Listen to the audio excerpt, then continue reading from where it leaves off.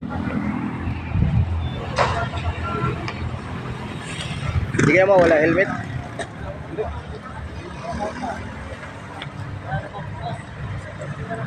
Kaganda ng ano ba?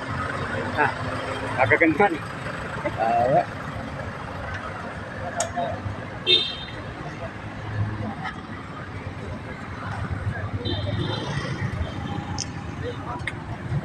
Ah, Ganda na ka. Dito ka. May picture lang kita. dito na. Oh, ang Kabyang Tunnel.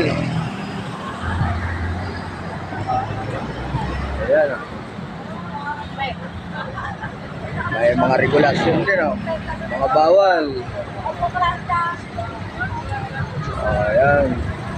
Sa mga gustong pumunta rito, meron din palang ano dito, mga regulasyon.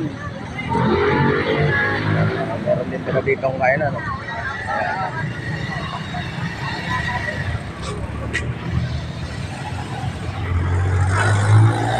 So, ang tinatawag nilang Kabyang, yung bundok na ito ay binutas. SM din yata ang may project nito dati, kung alam ko.